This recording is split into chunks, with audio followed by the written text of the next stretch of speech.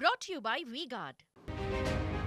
Exit પોલના આંકડાઓનું ગણિત ઘણું બધું કહી રહ્યું છે અને સ્પષ્ટપણે અત્યારે એનડીએ થકી સરકાર બની રહી છે તેવો એક આકલન પણ સામે આવી રહ્યું છે. પરંતુ જ્યાં સુધી વાત છે આખરે તમામ રાજ્યોના જે આંકડાઓ સામે આવી રહ્યા છે, જે દાવાઓ થયા છે, એ દાવાઓમાં કેટલો દમ છે અને આંકડાઓ આખરે શું કહી રહ્યા છે, મુદ્દે ચર્ચા કરીશું. ગુજરાત પર જ ફરી એકવાર રૂખ કરી રહ્યા છે. શ્રદ્ધાબેન, આપની પાસે આવી રહ્યો છે. આમ તો 5 લાખની લીડ તમામ બેઠકો ઉપર, એ જ એક બાબત હતી. પરંતુ 26 બેઠકો અંકે તો કરી રહ્યા છો, પણ શું તમામમાં 5 લાખની વધારાની લીડ, શું તેમાં કોઈ ઘટાડો જોઈ રહ્યા છો ખરા? કારણ કે એક્ઝિટ પોલના આંકડામાં ચલો એ નથી દર્શાવ્યું, પણ આપની પાસે ચોક્કસપણે એ આંકડો જાણવા માંગીશ. વાત એમ છે કે 26 તો આવી જ રહી છે, હેટ્રિક બી થઈ રહી છે. ભારતીય જનતા પાર્ટીને ગુજરાતની જનતા જનાર્દને આશીર્વાદ આપ્યો છે.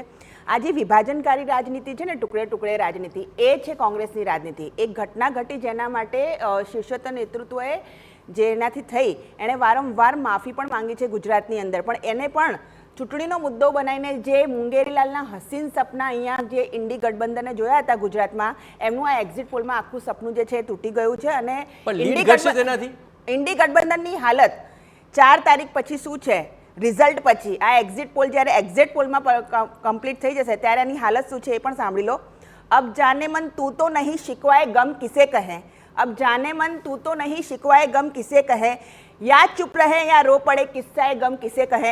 આ હાલત ઇન્ડી ગઠબંધનની 4 તારીખે મોદી સરકાર બની ગયા પછી. ચલો, પણ હેમંતભાઈ, આપનો પણ ચોક્કસ પણ આ જ મુદ્દે જો શાયરાના અંદાજમાં જવાબ મળે તો ઈચ્છીશ.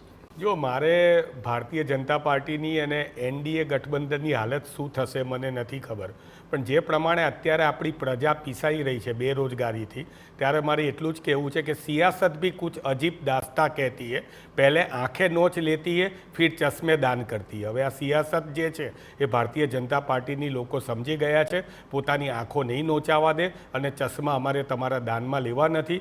4મી તારીખે ભવ્યાતિ ભવ્ય ઇન્ડિયા ગઠબંધનનો વિજય નક્કી. ચલો, 4મી તારીખ પર દારોમદાર તો છે જ. અજયભાઈ, આપની પાસે આવી રહ્યો છું. આખરે સામે જે બાબતોને લઈને મુદ્દા ગુજરાતને લઈને અત્યારે રખાઈ રહ્યા છે, પણ ગુજરાતની અંદર 5 લાખની લીડનો મુદ્દો ખૂબ ચર્ચાયો. પરંતુ જે મુદ્દાઓ જગ્યા અને જે મુદ્દાઓ આખરે ઈવીએમમાં પડઘાયા હશે, અત્યારે તો 26માંથી 26 બેઠક આકલન કહી રહ્યા છે. આપનું આકલન શું કહી રહ્યું છે ને આ મુદ્દાઓએ શું લીડ કાપી ખરી?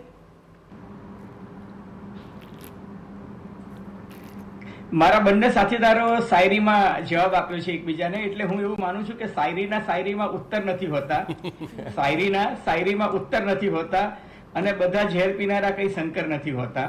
એટલે એક્ઝિટ પોલ જે છે એ એક્ઝિટ પોલ બને કે ના બને એ આખી વાત અલગ છે. પરંતુ તમે ગુજરાતની વાત કરો છો તો ગુજરાતમાં આ વખતે એટલું ચોક્કસ કહીશ કે 2014 અને 2019ની સરખામણીમાં કોંગ્રેસ પાર્ટી જે છે એ મજબૂતાઈથી ચૂંટણી લડી છે. 2 મહિના પહેલા આપણે એવું માનતા હતા કે કોંગ્રેસ પાર્ટીની સ્થિતિ ગુજરાતમાં બહુ જ ખરાબ છે અને કોંગ્રેસ પાર્ટીને ઉમેદવાર પણ નથી મળતા. તમને જો યાદ હોય તો રોહન ગુપ્તા જે છે એ અમદાવાદ પશ્ચિમમાંથી એકાએક ઉમેદવારી છોડીને જતા રહ્યા હતા અને ઘણા બધા સિનિયર નેતાઓએ ચૂંટણી લડવાની પણ ના પાડી હતી. પરંતુ એ પછી જે માહોલ બન્યો, ક્ષત્રિય આંદોલન, અને એ પછી, એટલે મને એવું લાગે છે હાર જીત ગમે તે થાય, પણ આ વખતે કોંગ્રેસ પાર્ટી જે છે એ સજીવ થઈ ગઈ છે.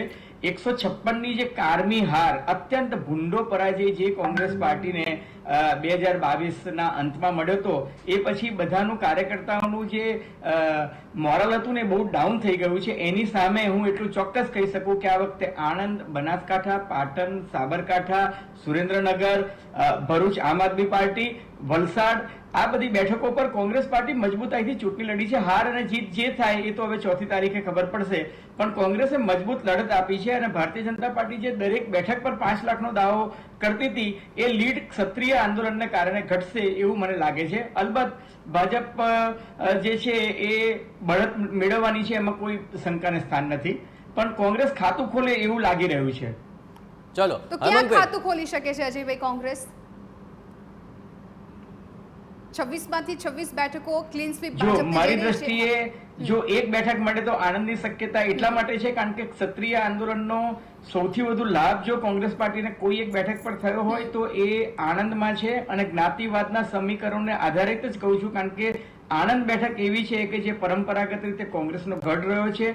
ઠાકોર ઉપરાંત ક્ષત્રિય મતો, મુસ્લિમ મતો અને દલિત મતોનું પ્રમાણ ત્યાં જે છે એટલું બધું છે કે ખામ થિયરી જે માધવસિંહ સોલંકી આપી હતી, એ ખામ થિયરીનું પરફેક્ટ સંમિશ્રણ જે છે તમને આણંદમાં, બનાસકાંઠામાં, પાટણમાં અને સાબરકાંઠામાં આ 4 બેઠકો પર જોવા મળે છે અને એટલા જ માટે મને એવું લાગે છે કે ફાઇટ બહુ સારી આપી છે. હાર અને જીત તો ગમે તે થઈ શકે. બિલકુલ. તો 4 બેઠકોને લઈને આખરે સરસાઈમાં શું ફેરફાર પડે છે અથવા જીત હારમાં શું ફેરફાર પડે છે તે જોવું રહ્યું. હવે જરા આંધ્રપ્રદેશ અને જે સાઉથના તમામ રાજ્યો છે તેને લઈને હેમાંગભાઈ આપની પાસે આવી રહ્યો છું, કારણ કે આ તમામ એવી બાબતો છે કે જ્યાં આંકડાઓ પણ ઘણી બધી વસ્તુઓ કહી રહ્યા છે, એક્ઝિટ પોલના આંકડાઓ પણ કહી રહ્યા છે કે આખરે કોંગ્રેસ અને સાથી પક્ષો ત્યાં ઘણું જ સારું પ્રદર્શન કરી રહ્યા છે. ભાજપે જે પ્રકારે મહેનત કરી છે, એનડીએ જે મહેનત કરી છે એ પ્રમાણે તેમના જે આંકડાઓ છે તે અત્યારે કંઈક અલગ બયાન કરી રહ્યા છે. હેમાંગભાઈ, કેટલા આશ્વસ્ત છો આંધ્રપ્રદેશ, કેરળ, તમિલનાડુ આ તમામ રાજ્યોની અંદર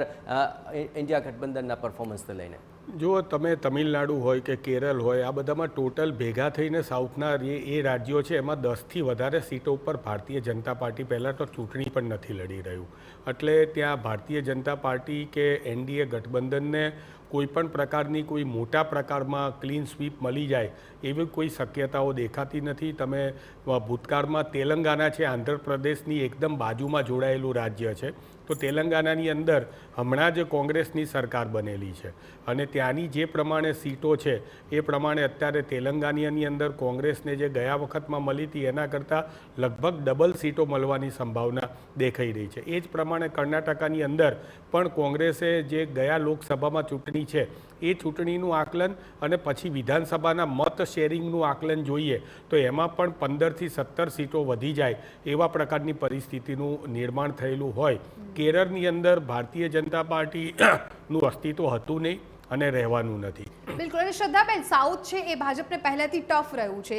સાઉથમાં હજુ એમનો કોઈ ખાસું એવું પ્રભુત્વ નથી જોવા મળ્યું એનડીએનું, પણ આ વખતે જે રીતે વડાપ્રધાને સાઉથના દરેક મંદિરમાં ફર્યા, પૂજા કરી અને સાઉથમાં પ્રચાર પણ એમણે કર્યો, ઘણી બધી રેલીઓ કરી છે, તો શું આ બધી બાબતો છે એ ક્યાંક આ વખતે સીટ મેળવવામાં, સીટના નંબરો મેળવવામાં એ ચોક્કસથી તમને સાબિત થશે? પોઝિટિવ રિસ્પોન્સ ત્યાંથી કોઈ મળશે? તમને એવું લાગી રહ્યું છે? પહેલાં તો એ કહેવું કે સાઉથ ભારતીય જનતા પાર્ટી માટે ટફ છે એવું નથી. મેં તમને કીધું કે અમારી પાર્ટીએ વિચારધારાઓ લઈને દરેક રાજ્યોમાં ઉત્તરથી લઈને દક્ષિણ સુધી અને પશ્ચિમથી લઈને નોર્થ ઇસ્ટ સુધી ગઈ છે. આજે નોર્થ ઇસ્ટમાં જે ભારતીય જનતા પાર્ટીનું પરફોર્મન્સ છે આજથી 10-12 વર્ષ પહેલાં કોઈ વિચારી બી ન શકે કે આવું પરફોર્મન્સ હોય છે, કારણ કે અમારી પાર્ટી કોઈ પેલું નથી કે પેલા જે સોશિયલ મીડિયા ઉપર બસ બોલી દીધું, પછી ઇલેક્ટ્રોનિક મીડિયા પર જે પ્લેટફોર્મ આપી દીધું એના ઉપર વિચારધારા મૂકી દીધી. એ બૂથ સુધી જવાવાળી પાર્ટી છે. જ્યારે એનો ઉદ્ભવ થયો હતો ત્યારે ફરીથી આદરણીય અટલ બિહારીજીને કોટ કરું છું, એ રાતોરાત કુકુર મુત્તો की तरह आई हुई पार्टी नहीं, संघर्षों और बलिदानों की पार्टी. એટલે તો આ બલિદાન